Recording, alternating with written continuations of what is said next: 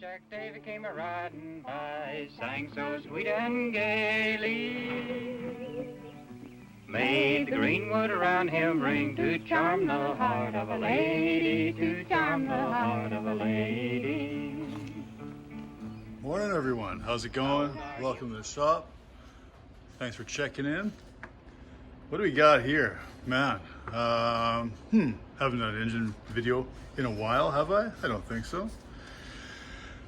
I've got this engine, had it for a little bit now, and no, it didn't look like this when I got it. No, I don't like the green. It's ugly. Somebody gobbed it all on there. You know, I can tell there are remnants of an original paint job underneath that nasty stuff, but I can't get to it. Anyway, whatever, it is what it is, right? Well, let's make some introductions. Delaval, YouTube audience. This is an Alpha. It's a Delaval company, Peterborough, Ontario.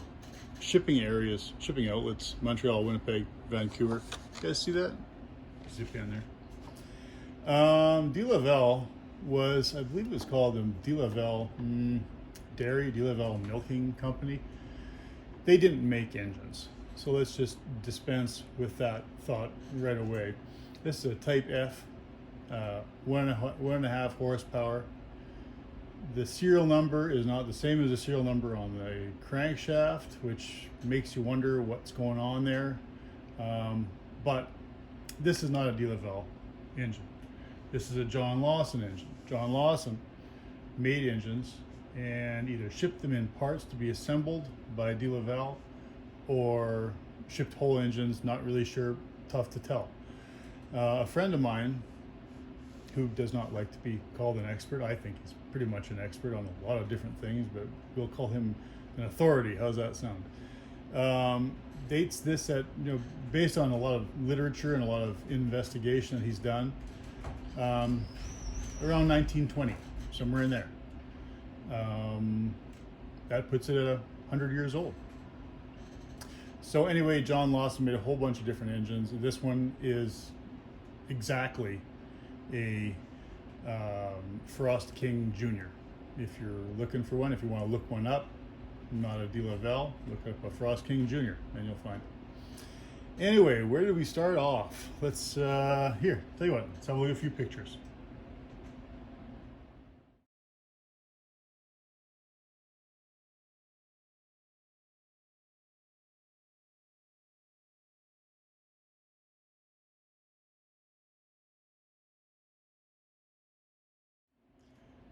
On the front end, obviously, we got a big ball muffler. You know what's interesting about every part on this engine, as I've, I'll zoom you back out, as I've been, whoa. All right, so you know what's interesting about this engine is that basically every part has JR, or Junior, stamped into it. That's pretty interesting. I mean, you're accustomed to seeing serial numbers that are part numbers, but not, letters. Let's say everywhere across the whole machine, including this ball muffler, is stamped JR. Yeah, check this out. Anyway, stamped JR. So what do we have? What do we start with? So down here in the bottom end, we start with pulling apart the mixer. Completely remove it from the head, clean the mixer, free up the check ball. There was a tank attached. I don't leave tanks on, I just run them for short periods. So I just put a bottle of fuel underneath. Anyway, also free up the check ball. The adjustment needle had I don't know what maybe happened to it, but I ended up taking it out and recutting a taper into it and addressed that. The mixer body, everything obviously gobbed up with paint, which I don't actually like. Where else we go from there? Somebody made up a choke plate, which is fine. The original looks similar to that, but it would have been cupped around the mixer. But whatever, it doesn't matter. It works fine. It's missing the drain plug. Missing anything else? Missing the magneto. These are the studs the magneto bracket would have been attached to. What else? There wouldn't have been a cover, I don't believe. I don't know where this came from. I assume somebody made this, but it's kind of a nice little piece. But drip oiler with a check ball in it. Let me see, where did we start? I started also by removing some paint because just to see what everything looked like underneath. Any areas that were nasty and I needed to address them or work on them in preparation for getting it running. I removed the paint off of all the parts that I was working on. It's just easier to work on stuff and to inspect.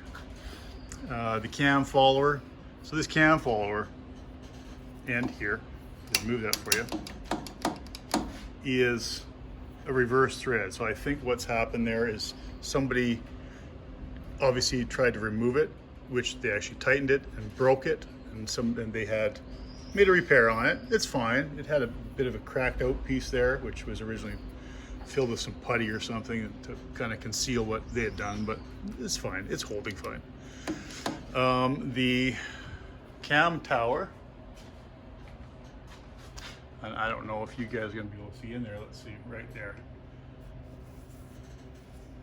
Cam tower obviously was broke off when somebody originally maybe restored this.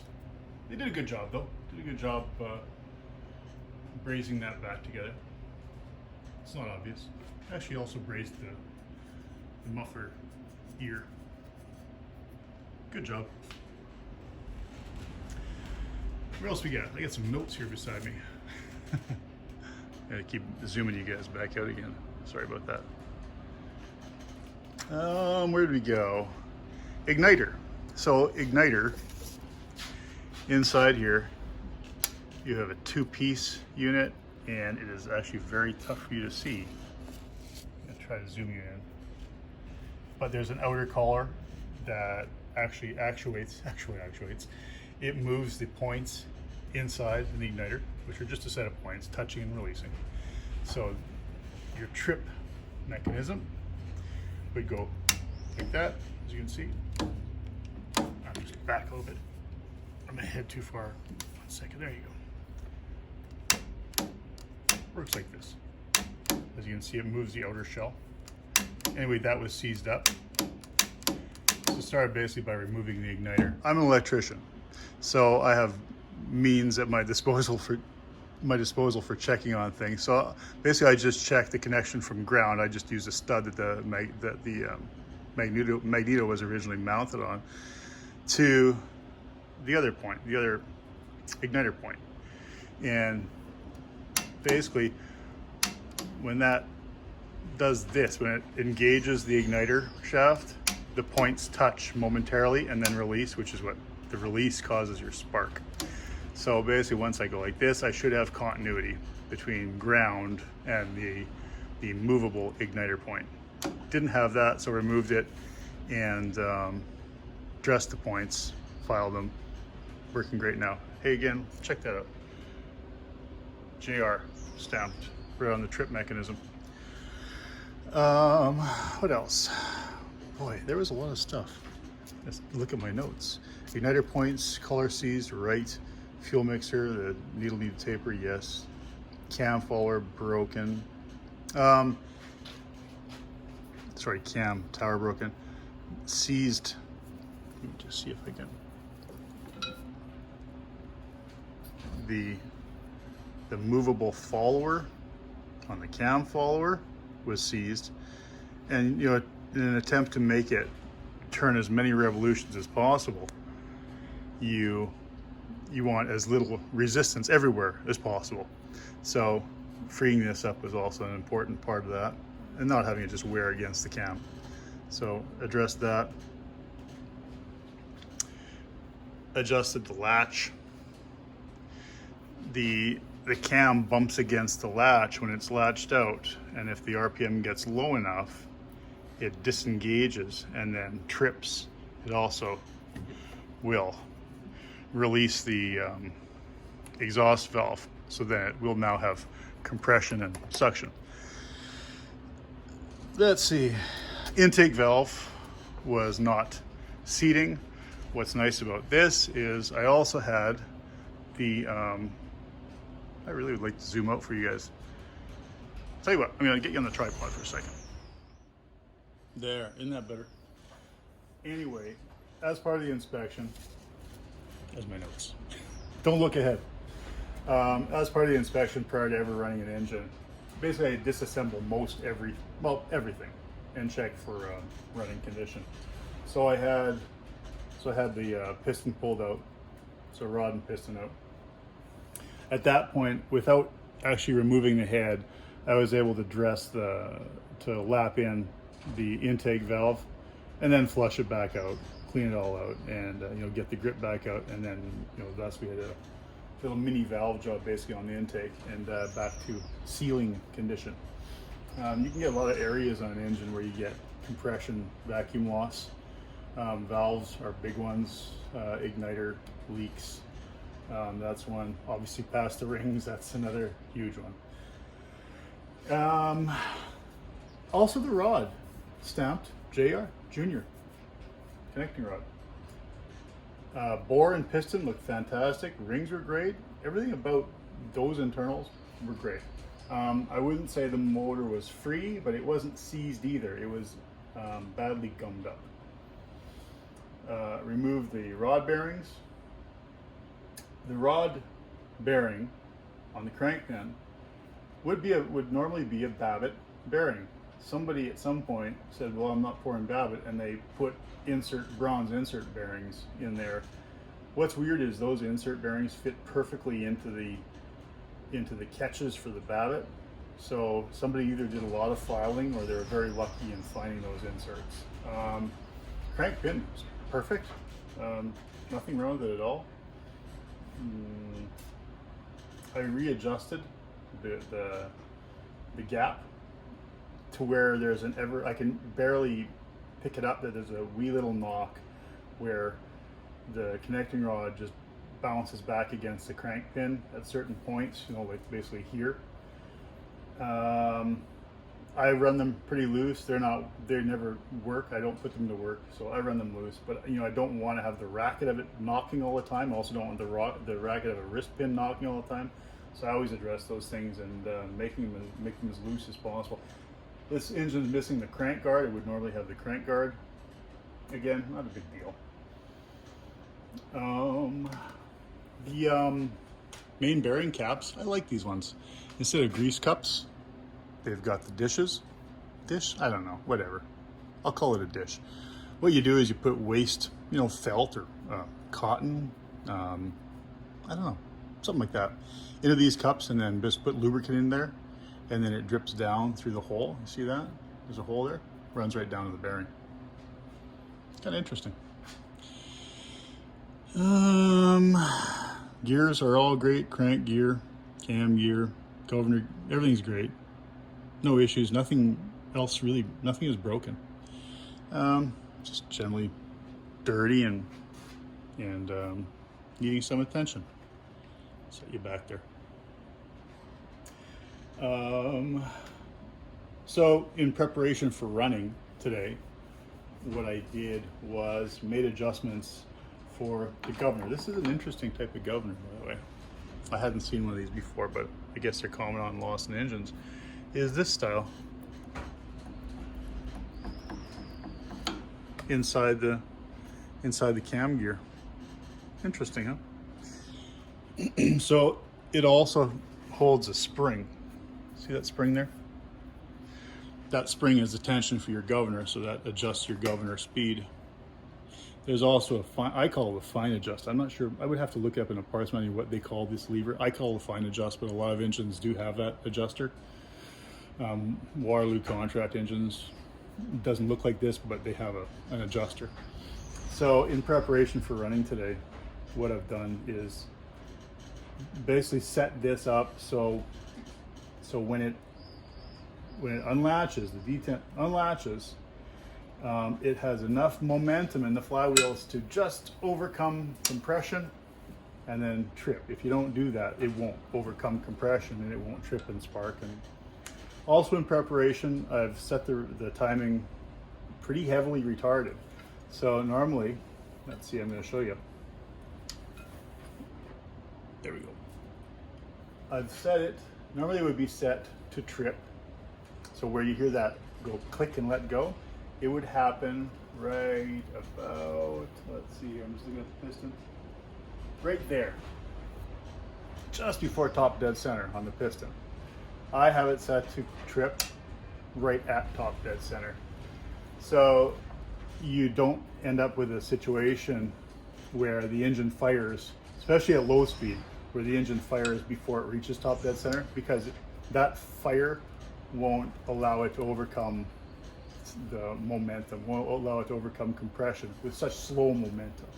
So, you know, I probably could actually retard that a little bit more. How you do that is basically just make an adjustment here on your trip. So that's all the stuff we've done. I don't know, I guess I could speak longer in volumes about this engine in general. Oh, another thing was interesting is apparently these flywheels are hollow, and they had a balancing, Lauson had a method of balancing. So apparently what my friend Rich was telling me was there are plugs. This one doesn't seem to be, but they are cork. And they come out, and then there's material filled inside the flywheels. And if you pull one out, you can actually see right through to the other side. That's also pretty interesting. I'd never heard of that before. What else we got? Nothing. Let's the heck with it. Let's see if we can get it running, huh? I think it's ready to go. What do you guys think? All right, guys. So I guess we're ready to go. I've done everything I think I can do. I've checked all the safety features.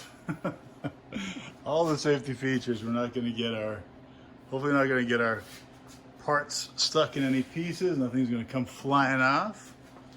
Everything seems to be good. We've got everything oiled and lubricated. Again, like it said, I've never run this engine before. I wouldn't have run it when I got it. That's for damn sure. But now I think it's definitely up to the challenge. I think so. Ready to go. Igniter's hooked up.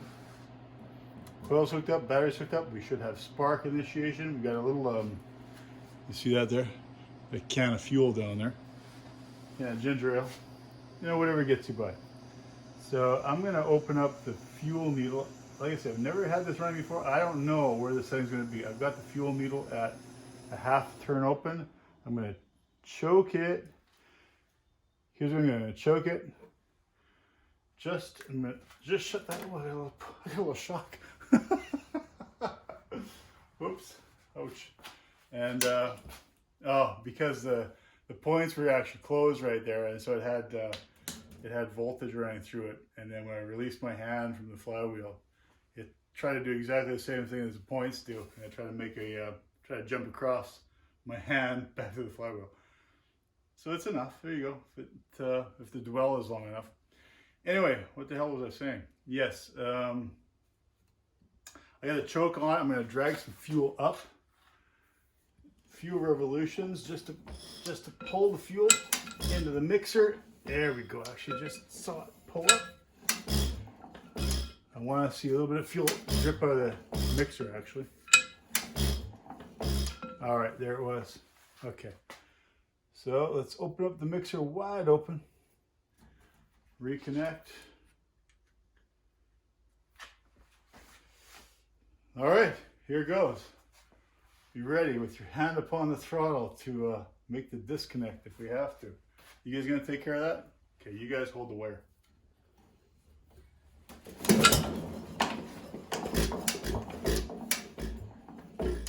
We had it fire. Let's choke it a bit, huh? Let's not get a shock again. How about that? That didn't feel so good. Did fire. We got the one fire of it. Okay, that should be enough. It's a bit of trial and error when you first get them first going. You know, it's hard to say exactly. Let's go to half choke on that. Let's just start with half choke before we make any adjustments to the mixer. Let's try it. All right, Here we go.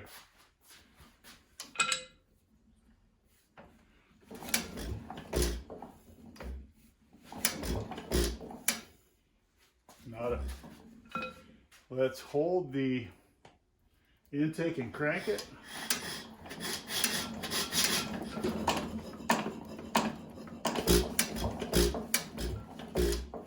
It's trying.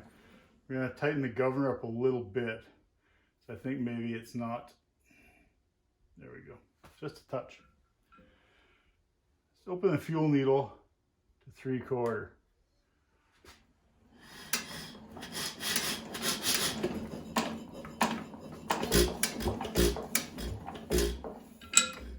Nothing.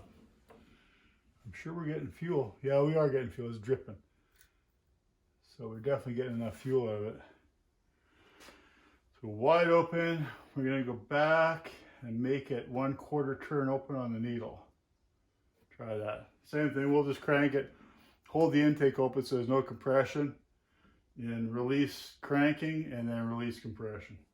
Or the intake.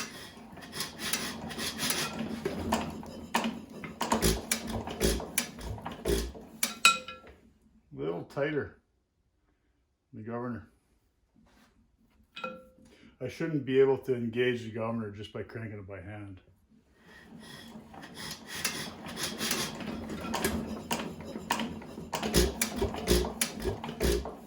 It's trying. I see it's trying each time.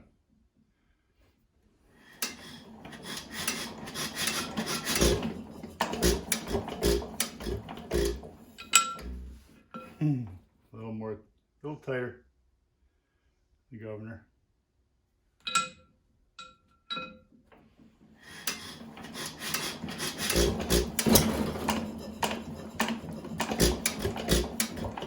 Had a good fire that time. Fired nice then. Tighten the governor up a little bit more. And increase the fuel just a touch.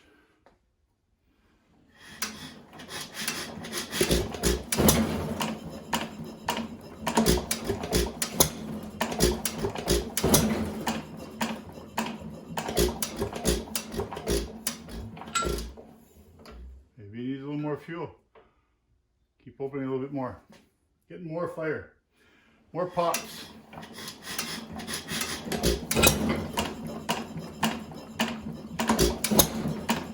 Better.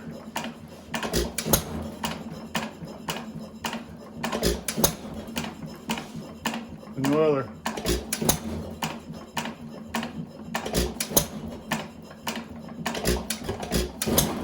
More fuel.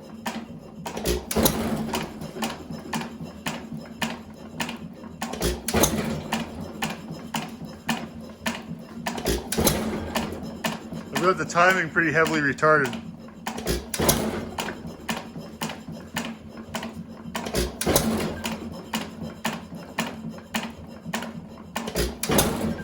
I can make more adjustments yet.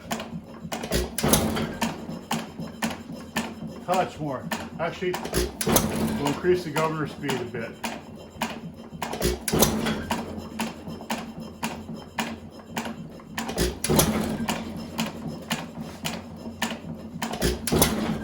I've increased the governor speed on the fine adjust.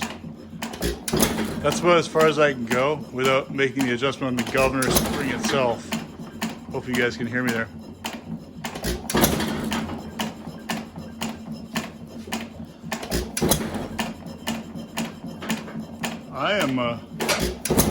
I'm quite impressed actually.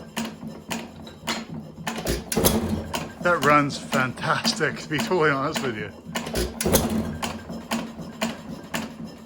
We could adjust the cam follower yet so that the cam, so when the cam touches the cam follower, it doesn't tap so much.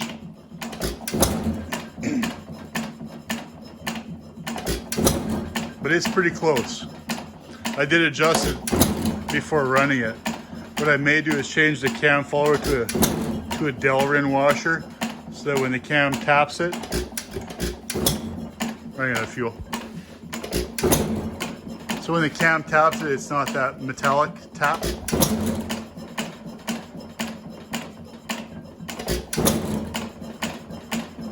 Well, that's a John Lauson engine for you. I mean, it really does run nice.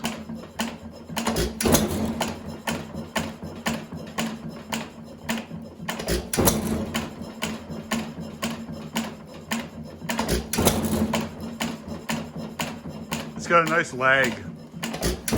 Like it'll turn a lot of revolutions before it fires again, and that's due to the adjustment to very loose main bearings and very loose crank bearing.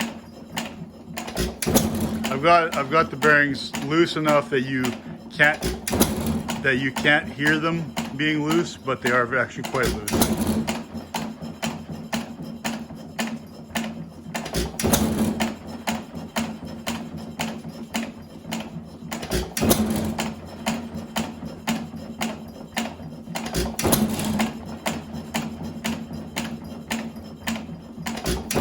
This may actually very well be one of my best running engines, to be totally honest with you. I hate to say it, because it didn't take enough work. I mean, it took lots of work prior, pre-work, but not after the fact. I mean, it's just running here beautifully.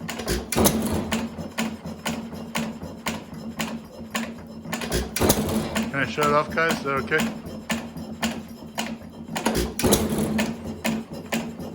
That's it.